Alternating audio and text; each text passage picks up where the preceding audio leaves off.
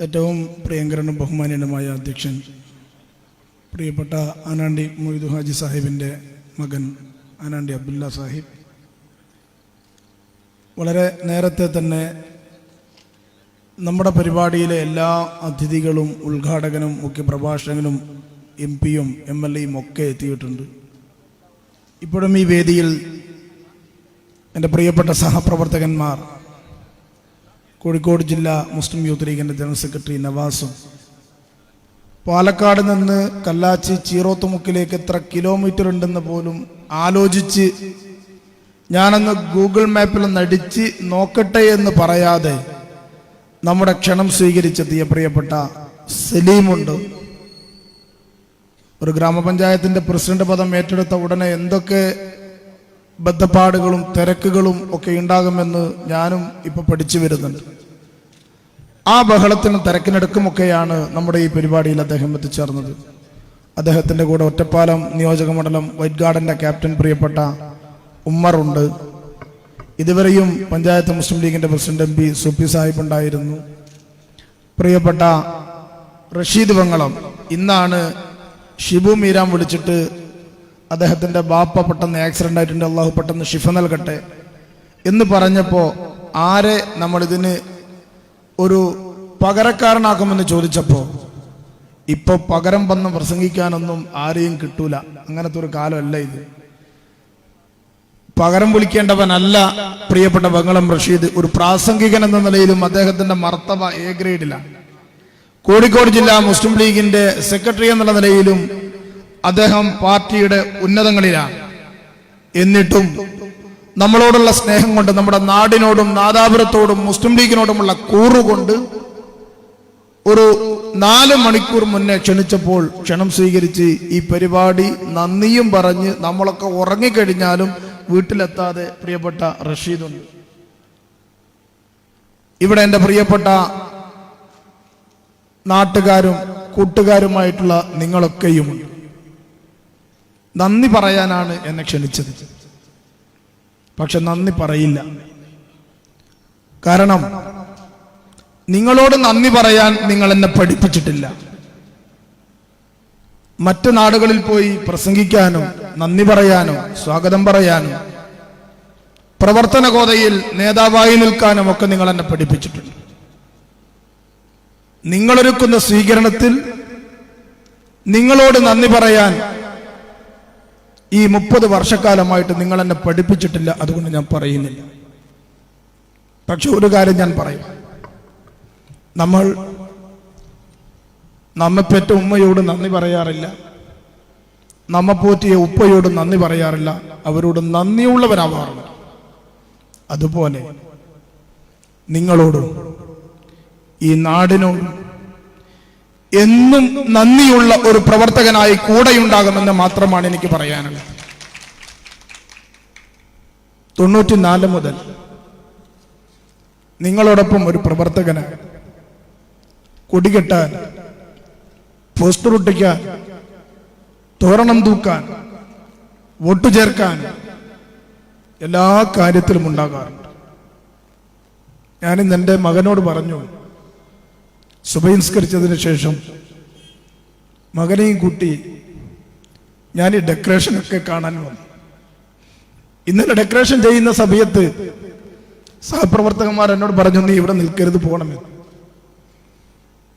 ഞാൻ എൻ്റെ മകനോട് പറഞ്ഞു, 94 മുതൽ ഈ അങ്ങാടിയിലും ഈ ചിറോത്തുമുക്കിലും മുസ്ലിം ലീഗിന്റെ കൊടികെട്ടാനും തോരണം തൂക്കാനുമുള്ള പ്രവർത്തകനാണ് ഞാൻ.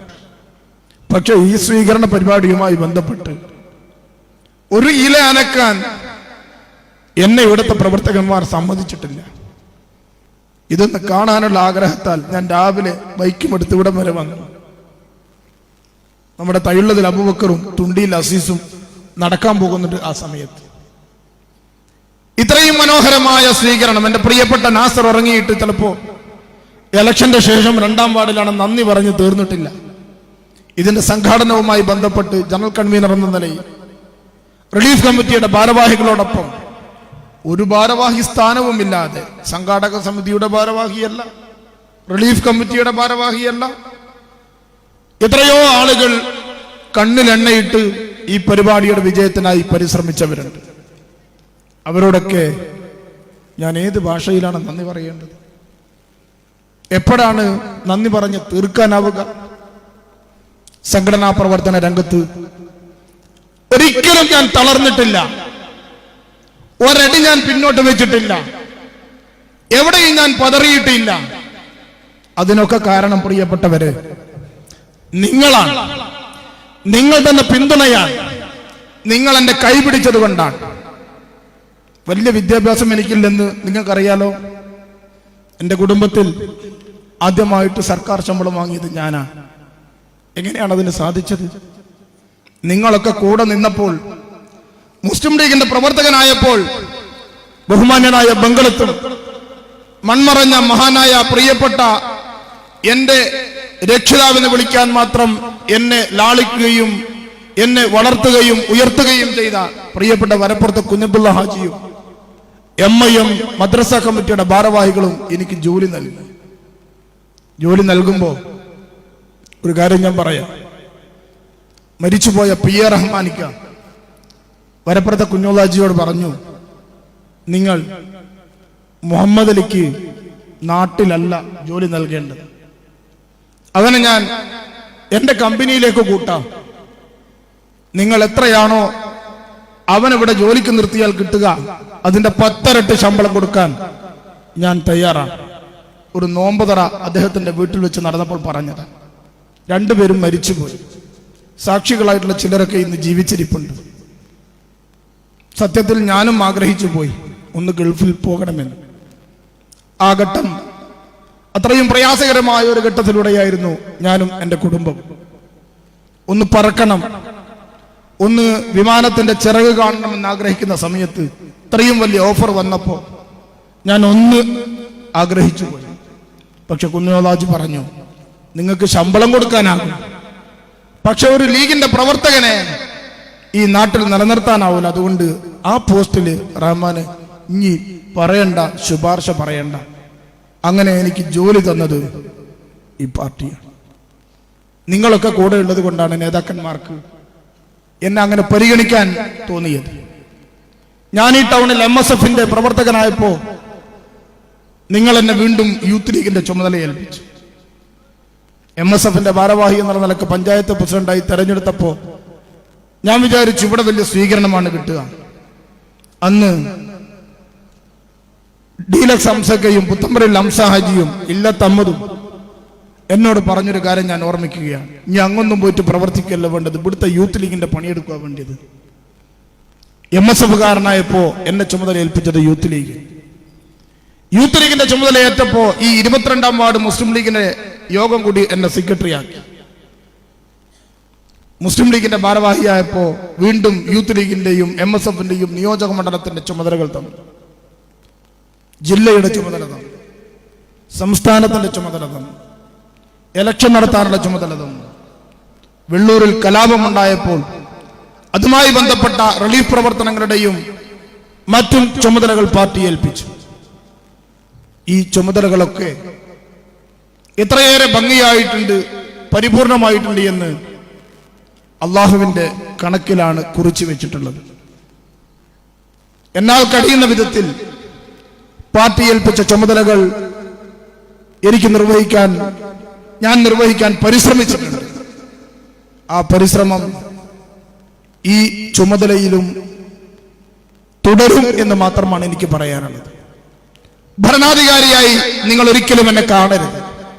ഭരണത്തിന്റെ ചുമതലക്കാരനായി മാത്രമേ എൻ്റെ നാട്ടുകാരെന്നെ കാണാവൂ, അല്ലെങ്കിൽ സ്വഭാവം ചീത്തയാകും. അതുകൊണ്ട് ഇതുവരെ ഉള്ളതുപോലെ നിങ്ങളിൽ ഒരു മമ്മാലിയായി, അല്ലെങ്കിൽ നിങ്ങൾ വിളിക്കുന്ന മറ്റേത് പേരിലും നിങ്ങൾ ഇതുവരെ പെരുമാറിയതുപോലെ ഔപചാരികതകളില്ലാതെ, അത്തരം മര്യാദകൾ, കൂട്ടിക്കെട്ടിയ മര്യാദകളില്ലാതെ ഈ വിനീതനെ ഇനിയും പരിഗണിക്കണമെന്ന് മാത്രമാണ് എൻ്റെ നാട്ടുകാരോട് എനിക്ക് അഭ്യർത്ഥിക്കാനുള്ളത്. ഇതിൽ കൂടുതൽ ഒന്നും നിങ്ങളോട് എനിക്ക് പറയാനില്ല. നിങ്ങളൊരു യോഗം വിളിച്ചിട്ട് സ്റ്റേജൊന്നും ഇല്ലാതെ മൈക്കൊന്നും ഇല്ലാതെ ഒരു വട്ടത്തിലിരുന്നിട്ടാണെങ്കിൽ ഒരുപാട് കാര്യങ്ങൾ നിർത്താതെ പറയാൻ കിട്ടുമായിരുന്നു. ഇപ്പൊ സത്യത്തിൽ ജീവിതത്തിൽ ഏറ്റവും പ്രയാസകരമായ ഒരു സാഹചര്യത്തെയാണ് ഞാൻ നേരിടുന്നത്. പഞ്ചായത്ത് പ്രസിഡന്റ് ആവുക, എന്നിട്ടതിന് നാട്ടുകാരും വീട്ടുകാരും കൂട്ടുകാരും വലിയ സ്വീകരണം, ഇ ടി മുഹമ്മദ് ബഷീർ സാഹിബിനെ പോലെയുള്ള വലിയ അതിഥികളെ പങ്കെടുപ്പിച്ച് സ്വീകരണം നൽകുക, ഞാനുമായി ഏറെ അടുപ്പത്തിലും ഇഷ്ടത്തിലുമുള്ള നേതാക്കന്മാരെയും പ്രവർത്തകന്മാരെയും നാട്ടിൽ ഒരിടത്ത് ഒരുമിച്ച് കൂട്ടുക, ഇതിനേക്കാൾ വലിയ അംഗീകാരം ഇനി എന്താണ് വേണ്ടത്? ഞാൻ മഹാനായ സയ്യിദ് മുനവ്വർ അലി ശിഹാബ് തങ്ങളോട് പറഞ്ഞു, തങ്ങളെ അധികാരം കൊണ്ട് പഞ്ചായത്ത് പ്രസിഡന്റ് പദവി വലിയതാണ്, ഞാനതിനെ കുറച്ച് കാണിക്കുന്നില്ല. പക്ഷെ ഒരു പാർട്ടിയുടെ നേതാവ് ഒരു പ്രവർത്തകനെ പരിഗണിക്കുന്നത് ഇത്തരം അധികാര സ്ഥാനങ്ങൾ നൽകിയല്ല. തങ്ങൾ ഇവിടെ വന്നതാണ് ഇതിനേക്കാൾ വലിയ അംഗീകാരമായിട്ട് ഞാൻ കാണുന്നത് എന്ന്. കേരളത്തിൽ 1000-ഓളം പഞ്ചായത്തുകളുണ്ട്. മുസ്ലിം ലീഗിന് 300-ഓളം പഞ്ചായത്തുകളുടെ ഭരണസാരഥ്യം 30-ാം തീയതി ഏൽക്കുന്നുമുണ്ട്. എന്നിട്ടും മുസ്ലിം ലീഗിന്റെ സമാദരണീയനായ നേതാവ്, യൂത്ത് ലീഗിന്റെ സംസ്ഥാന അധ്യക്ഷൻ നമ്മുടെ നാട്ടിൽ വന്നു എന്നുള്ളത് എനിക്കുള്ള അംഗീകാരമുള്ള പ്രിയപ്പെട്ടവരെ, നാദാപുരത്തെ മുസ്ലിം ലീഗിനെ പാണക്കാട് കുടുംബം മനസ്സിലാക്കിയത് കൊണ്ടാണ് വന്നത്. നാദാപുരത്തെ മുസ്ലിം ലീഗിനെ അങ്ങനെയാണ് പരിഗണിക്കുന്നത്.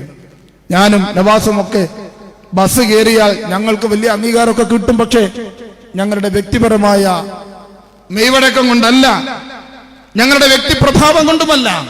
ഈ വരുന്നത് നാദാപുരത്തെ ഒരു പുലിക്കുട്ടിയാണ്, ഒരു യൂത്ത് ലീഗുകാരനാണ്, ഒരു മുസ്ലിം ലീഗുകാരനാണ്, ഒരു MSF കാരനാണ് എന്നുള്ളത് കൊണ്ടാണ്. എന്റെ ഈ നാട്ടിലെ ചെറുപ്പക്കാരെ, സഹപ്രവർത്തകന്മാരെ, നിങ്ങളോട് എനിക്ക് പറയാനുള്ളത്, ഈ പാർട്ടിക്ക് വേണ്ടി ഒരു ചെറു വിരൽ അനക്കിയാൽ ഈ ലോകത്ത് വെച്ചും പരലോകത്ത് വെച്ചും അള്ളാഹു പ്രതിഫലം നൽകും. നമ്മൾ ഇപ്പൊ കിട്ടണമെന്ന് വിചാരിക്കാതിരുന്നാൽ മതി, എപ്പോഴെങ്കിലും കിട്ടും. ഒരിക്കലും അള്ളാഹു കണക്കിൽ കടമാക്കി ബാക്കി നിർത്തില്ല. നാദാപുരത്തെ ലീഗുകാരനാണെന്ന് പറഞ്ഞാൽ ഈ കേരളക്കാരെ നമ്മെ കൈയടിച്ച് പ്രോത്സാഹിപ്പിക്കും, നമ്മെ വാരിപ്പുണരും, നമ്മളെ സ്നേഹിച്ചകത്താക്കും. അതുകൊണ്ട് നമ്മുടെ സ്വന്തം കാര്യങ്ങളോടൊപ്പം തന്നെ മുസ്ലിം ലീഗ് എന്ന രാഷ്ട്രീയ പ്രസ്ഥാനത്തിന്റെ പ്രവർത്തകരായി ഈ നാട്ടിലെ ഓരോ ചെറുപ്പക്കാരും ഉയർന്ന് വളർന്ന് വരേണ്ടതുണ്ട്. പ്രസിഡന്റ് ആവാനല്ല, മെമ്പർ ആവാനല്ല, ആവുന്നുണ്ടെങ്കിൽ അതും ആവട്ടെ എന്ന് വിചാരിച്ച് ഈ സമുദായത്തിന്റെ, ഈ നാടിന്റെ പാവപ്പെട്ടവരുടെ, പ്രയാസപ്പെട്ടവരുടെ കണ്ണീരൊപ്പുന്ന കൈലേശുമായാണ് ഓരോ ആളും ഉയർന്നു വരേണ്ടത്. ഈ റിലീഫ് കമ്മിറ്റിയുടെ വളരെ സന്തോഷത്തോടുകൂടി ഇ ടി മുഹമ്മദ് ബഷീർ സാഹിബ് നേരത്തെ ചോദിച്ചു, എന്തൊക്കെ പ്രവർത്തനങ്ങളാണ് നിങ്ങൾ നടത്തിയത്? ഇത് ചോദിക്കുന്ന നേതാവുള്ള പാർട്ടി വേറെ ഏതുണ്ട്? നിങ്ങൾ നടത്തിയ പ്രവർത്തനങ്ങൾ ഏതാണെന്ന് സ്റ്റേജിൽ വിളിത്തിരുത്തി അതിന്റെ മുഖ്യ ഭാരവാഹിയോട് ചോദിക്കുക.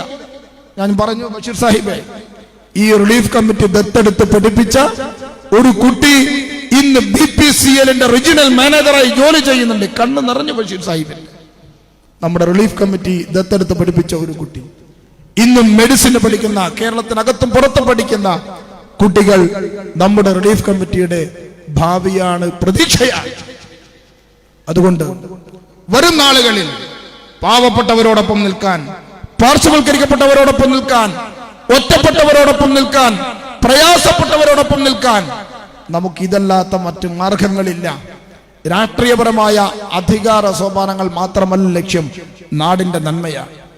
പ്രസിഡന്റ് എന്ന് പറയുമ്പോൾ തികച്ചും ഒരു രാഷ്ട്രീയ പക്ഷപാതിത്വത്തോടെ പെരുമാറേണ്ട ഒരാളല്ല എന്നാണ് എല്ലാ നേതാക്കന്മാരും ഇപ്പൊ എന്നെ നേരിട്ടും ഫോണിൽ വിളിച്ചും പ്രസംഗിക്കുമ്പോഴും ആശംസിച്ചുകൊണ്ടും ഒക്കെ പ്രസംഗിക്കുന്നത്. രാഷ്ട്രീയ പക്ഷപാതിത്വം എന്നിൽ നിന്ന് ഉണ്ടാവില്ല എന്ന് ഈ നാദാപുരത്തെ മുഴുവൻ ആളുകളോടും ഞാൻ പറയുകയാണ്. എല്ലാവരെയും ചേർത്ത് പിടിച്ചുകൊണ്ട് മതമുള്ളവനെ, മതമില്ലാത്തവനെ, രാഷ്ട്രീയമുള്ളവനെ, രാഷ്ട്രീയമില്ലാത്തവനെ, ഇന്നലെ വരെ രാഷ്ട്രീയപരമായി എതിർത്തവനെ, എന്നെ എതിർത്തവനെ, എനിക്ക് യോജിപ്പുള്ളവനെ, എന്നോട് യോജിപ്പുള്ളവനെ, എന്നോട് വിയോജിക്കുന്നവനെ, ഞാൻ വിയോജിക്കുന്നവനെ, ഇനി വേർതിരിവില്ലാതെ ചേർത്ത് പിടിച്ചുകൊണ്ട് നാദാപുരത്തെ ഒരു പൗരൻ എന്ന നിലയിൽ ഒരു പ്രസിഡന്റിൽ നിന്നും പ്രവർത്തനം പ്രതീക്ഷിക്കാമെന്നാണ് എനിക്ക് സ്വീകരണത്തിന്റെ നന്ദിയോടൊപ്പം ചേർത്ത് പറയാനുള്ളത്. വലിയ ബാധ്യതയാണ്, വലിയ ഉത്തരവാദിത്തമാണ്. നാടിന്റെ സമഗ്ര വികസനത്തിനും ശാശ്വത സമാധാനത്തിനും വേണ്ടിയാണ് ഇനിയുള്ള എന്റെ 5 വർഷങ്ങളും തുടർന്നുള്ള കാലഘട്ടവും പ്രസിഡന്റ് പദവിയിലുള്ള കാലവും തുടർന്നുള്ള കാലവും എന്ന് പറയാൻ ഞാൻ ആഗ്രഹിക്കുകയാണ്. എന്റെ മുന്നേ ഈ അധികാരത്തിലിരുന്ന് നാടിന്റെ നന്മയ്ക്ക് വേണ്ടി പ്രവർത്തിച്ച മഹാന്മാർ, പ്രിയപ്പെട്ട സഫീറ മൂന്നാംകുനിയാണെങ്കിലും, സൂപ്പി നരിക്കാട്ടേരിയാണെങ്കിലും, പി ഷാദുലി സാഹിബ് ആണെങ്കിലും, സഫിയ ഷാദുലി ആണെങ്കിലും, മൺമറഞ്ഞു പോയ മഹാരഥന്മാരായ VAK പോലെയുള്ള പ്രഗത്ഭന്മാരാണെങ്കിലും ഈ നാടിന് വേണ്ടി ചെയ്തതും ഈ നാട്ടിൽ മാതൃക തീർത്തതും അത്തരത്തിലുള്ള വളരെ ഉദാത്തവും ഉത്കൃഷ്ടവുമായ മാതൃകയാണ്. ആ മാതൃകയിൽ തന്നെ മുന്നേറാൻ ഞാൻ പ്രതിജ്ഞാബദ്ധനാണ്. പാർട്ടി എന്നോട് നിഷ്കർഷിച്ചിട്ടുള്ളത് ആ രീതിയിൽ തന്നെ പ്രവർത്തിക്കാനാണ്. പുതിയ കാലത്തെ അഡ്രസ് ചെയ്തുകൊണ്ട്, പുതിയ പ്രശ്നങ്ങളെ അതിജീവിച്ചുകൊണ്ട്, പുതിയ പ്രതീക്ഷകളെ, സ്വപ്നങ്ങളെ പൂവണിയിച്ചുകൊണ്ട് ഈ നാടിന്റെ ഉയർച്ചക്കും വളർച്ചയ്ക്കും വേണ്ടി എന്നാൽ കഴിയുന്നത് ഞങ്ങൾ 22 പേർ ഒരുമിച്ച് നിന്ന് പ്രവർത്തിക്കും. ആ പ്രവർത്തനത്തിൽ എന്റെ പ്രിയപ്പെട്ട കളിക്കൂട്ടുകാരൻ, എന്റെ പ്രിയപ്പെട്ട സഹപാഠി, ഊണിലും ഉറക്കിലും ഒന്നിച്ചു നിന്നയാൾ, എന്റെ പ്രിയപ്പെട്ട CK നാസർ എന്റെ ഇടതല്ല, എന്റെ വലതല്ല, എന്റെ മുമ്പിലല്ല, എന്റെ പിന്നിലല്ല, എന്നോടൊപ്പം ഉണ്ടാകും എന്നുള്ളത് എന്റെ വലിയ ആത്മവിശ്വാസമാണ്, എന്റെ വലിയ സമാധാനമാണ്. ആ നിലയ്ക്ക് ഇൻഷാ അല്ലാഹ് 22 പേരെയും ഒരുമിച്ച് നിർത്തി ഒരു നല്ല നാളേക്ക് വേണ്ടി പ്രവർത്തിക്കാമെന്ന് മാത്രം പറഞ്ഞുകൊണ്ട് ഈ സ്വീകരണ സമ്മേളനത്തിന് അഭിവാദ്യങ്ങൾ അർപ്പിക്കുന്നു, ആശംസകൾ അർപ്പിക്കുന്നു. അസ്സലാമു അലൈക്കും വറഹ്മത്തുള്ളാഹി.